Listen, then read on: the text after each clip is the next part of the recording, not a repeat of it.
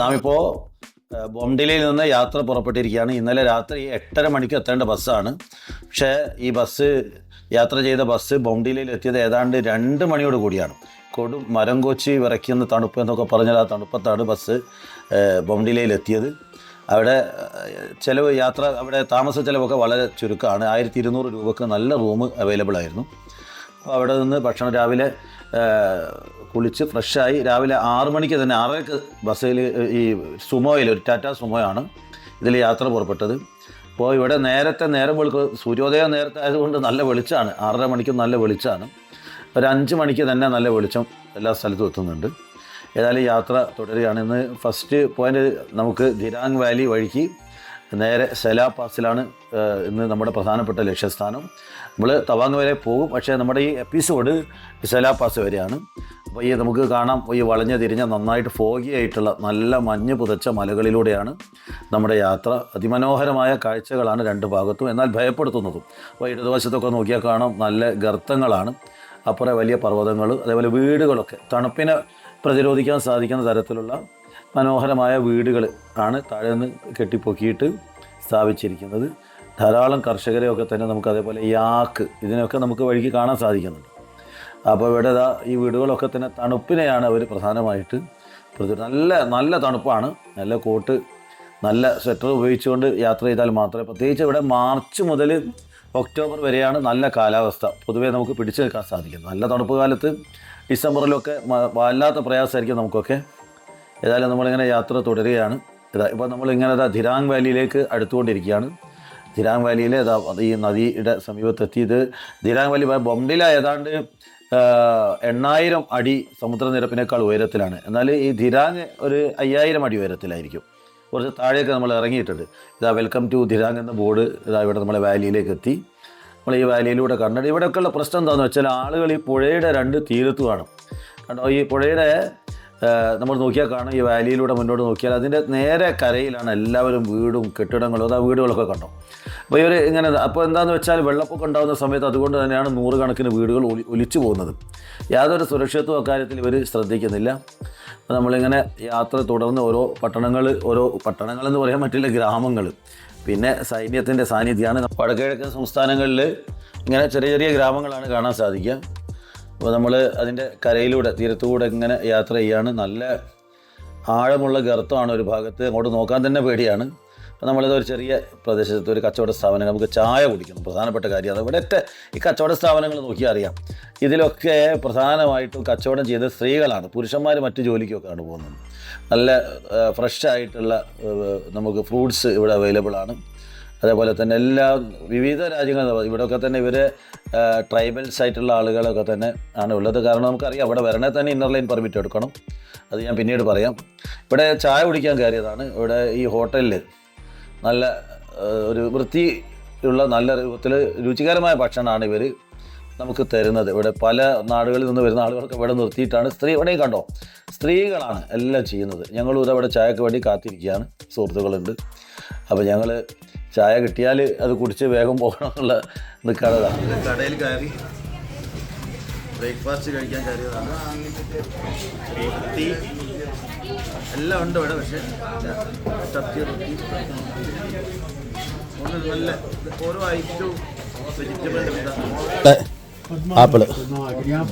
ആപ്പിളും ഉണ്ട്, ഇവിടുത്തെ പ്രൊഡക്ഷൻ ആപ്പിളും ഉണ്ട്.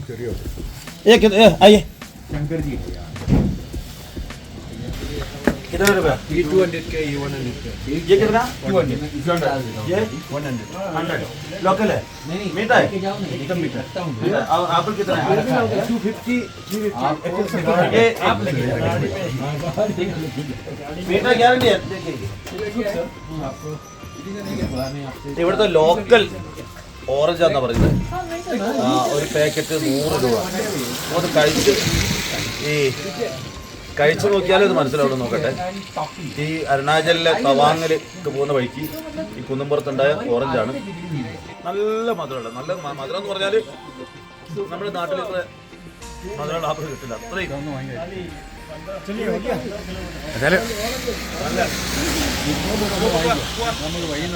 നമ്മളൊരു യാത്രയിൽ എപ്പോഴും ശ്രദ്ധിക്കേണ്ടത് നമ്മൾ ഏത് ഭക്ഷണത്തെ ഇഷ്ടപ്പെടുകയും അത് നമ്മൾ ആസ്വദിക്കുകയും വേണം.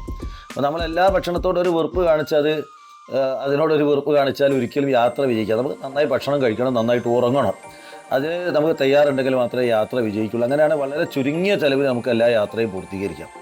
അപ്പോൾ നമ്മൾ കാശ് ചിലവാക്കുമ്പോൾ യാത്ര കാണാനായിരിക്കണം, കാഴ്ചകൾ കാണാനായിരിക്കണം. അപ്പോൾ ഈ രൂപത്തിൽ നമുക്ക് നല്ല മീഡിയം ഹോട്ടലുകൾ തിരഞ്ഞെടുത്ത് രുചികരമായ ഈ സ്ത്രീകളൊക്കെ ഉണ്ടാക്കുന്ന തനി നാടൻ ഭക്ഷണം കഴിക്കുക എന്ന് പറഞ്ഞാൽ. നമസ്കാരം, ഞാനിപ്പോഴുള്ളത് ഗുവാഹട്ടിയിൽ നിന്ന് തേസ്പൂർ വഴിക്ക് ബോംഡില തിരങ് വാലി വഴി തവാങ്ങിലേക്ക്, ചൈനീസ് അതിർത്തി തവാങ്ങിലേക്ക് പോകാനുള്ള യാത്രയിലാണ്. അപ്പോഴാണ് ഈ ജല പാസിൽ ഇവിടെ ഇറങ്ങിയത്.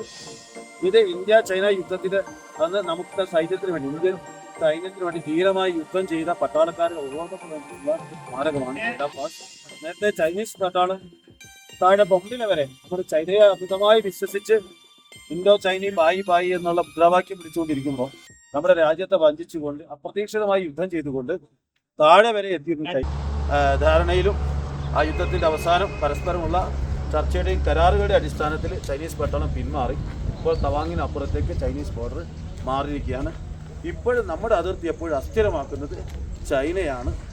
ഏതായാലും നമ്മുടെ രാജ്യത്തിന് വേണ്ടി ചൈനയുമായി യുദ്ധം ചെയ്ത് ധീര രക്തസാക്ഷിത്വം വഹിച്ച പട്ടാളക്കാരുടെ സ്മരണയ്ക്ക് വേണ്ടിയിട്ടാണ് ഈ NH-13, നേരത്തെ NH-29 229, ഇപ്പോൾ ഇത് NH-13 ഈ മഹത്തായ സ്മാരകം ഇവിടെ നിർമ്മിച്ചിരിക്കുന്നത്. നമ്മുടെ ധീരരായ പട്ടാളക്കാർക്ക് എല്ലാ അഭിവാദ്യങ്ങളും ഞാൻ അറിയിക്കുകയാണ്. ജയ് ഭാരത്, ജയ് ഇന്ത്യൻ ആർമി. അപ്പോൾ നമ്മൾ യാത്ര പുറപ്പെടുകയാണ്. നമുക്കറിയാം 1962 ഇൻഡോ ചൈനീസ് യുദ്ധത്തിൽ ചൈന ഏതാണ്ട് ബോംഡില വരെ ചൈന പിടിച്ചെടുത്താണ്.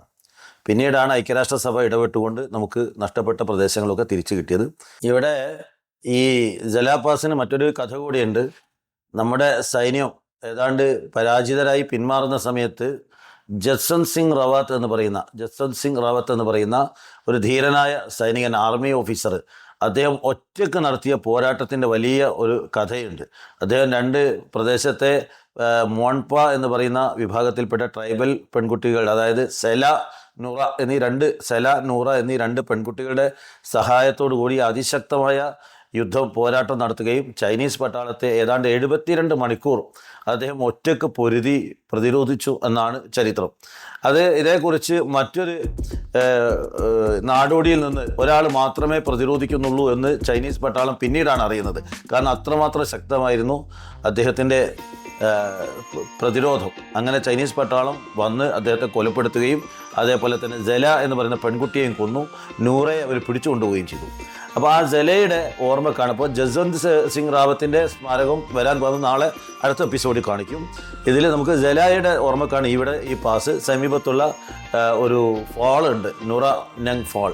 അത് നൂറ എന്ന് പറയുന്ന പെൺകുട്ടിയുടെ ഓർമ്മക്കാണ്. അങ്ങനെ വലിയൊരു ചരിത്രം കൂടെ ഈ പ്രദേശത്തിനുണ്ട്. നമുക്കിനി ജലയിലെ ടൂറിസ്റ്റ് കേന്ദ്രത്തിലേക്കാണ് നമ്മൾ പോകുന്നത്. നമുക്ക് അതുകൂടെ കണ്ട് നമുക്ക് ഇന്നത്തെ ഈ എപ്പിസോഡ് ഇവിടെ അവസാനിപ്പിക്കും. അടുത്ത എപ്പിസോഡിൽ നമുക്ക് മറ്റ് കാര്യങ്ങൾ കൂടുതൽ വിശദീകരിക്കാൻ സാധിക്കും. നമ്മൾ തണുപ്പ് കൂടി വരികയാണ്. ജല ടോപ്പിലേക്കാണ് നമ്മൾ എത്തുന്നത്. വണ്ടി കുത്തനെ കയറിക്കൊണ്ടിരിക്കുകയാണ്. ഇപ്പോൾ തണുപ്പ് കുറച്ചുകൂടെ നല്ല ഫോഗി ആയിട്ടുള്ള കാലാവസ്ഥയാണ്. തുളച്ച് കയറുന്നുണ്ട്, ശരീരത്തിലെ തുളച്ച് കയറുന്ന തണുപ്പാണ്. അത് കണ്ടാൽ തന്നെ അറിയാം.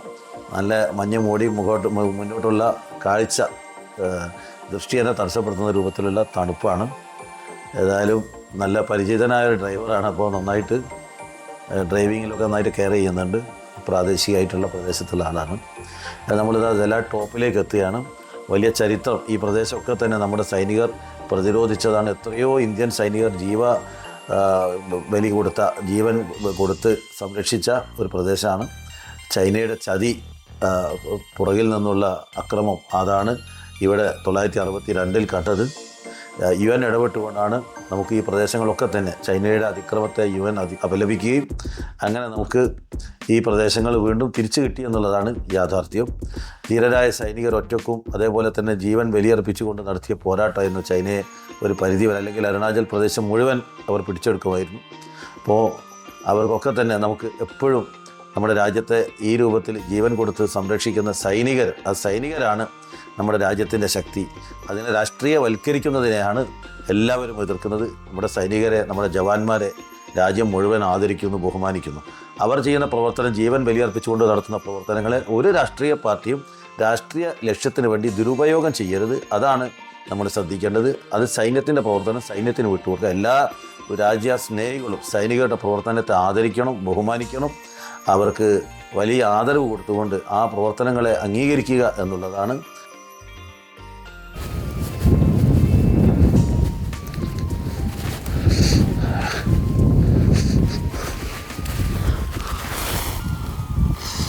നല്ല തണുപ്പും ഐസ്, വേനലായി. ഇതൊക്കെ ഐസാണ്. ഐസ് ഇതാ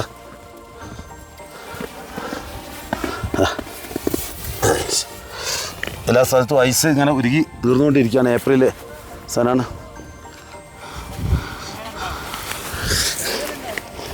സെലപ്പാസ് അതിമനോഹരമാണ്. നല്ല ഏതായാലും നമുക്ക് അടുത്ത എപ്പിസോഡിൽ കൂടുതൽ കാണാം. എല്ലാവരും സബ്സ്ക്രൈബ് ചെയ്യണം, അത് മറക്കരുത്. ഈ ചാനലിൻ്റെ കൂടെ ഉണ്ടാവണം. ദി ഫേസ് ഇന്ത്യ എന്ന് പറയുന്ന ചാനൽ ഇത്തരം കൂടുതൽ പഠനാർഹമായ വീഡിയോ നിങ്ങൾക്ക് ഒരുക്കി തരും. സബ്സ്ക്രൈബ് ചെയ്ത് എല്ലാ വീഡിയോകളും കാണണമെന്ന് അഭ്യർത്ഥിക്കുകയാണ്. മറ്റൊരു വീഡിയോയുമായിട്ട് നമുക്ക് അടുത്ത ദിവസം തന്നെ വീണ്ടും കാണാം. നമുക്ക് ഇപ്പോൾ സെലാപാസിനോട് വിട പറയുകയാണ്. അടുത്ത ദിവസം നമുക്ക് ജസ്വന്ത് സിംഗിൻ്റെ സ്മാരകം നമുക്ക് കാണണം. അതേപോലെ തവാങ്ങിലേക്ക് എത്തണം. അതിനുശേഷം നമുക്ക് ധാരാളം സ്ഥലങ്ങൾ, ചൈനീസ് ബോർഡർ പോകണം. അതേപോലെ തന്നെ നമ്മുടെ അവിടെയുള്ള ലേക്കുണ്ട്, മനോഹരമായിട്ട് ധാരാളം സ്ഥലങ്ങൾ കാണാനുണ്ട്. അപ്പോൾ എല്ലാവരും കൂടെ ഉണ്ടാവണം. ഈ യാത്രയിൽ മറക്കരുത്. നന്ദി, നമസ്കാരം.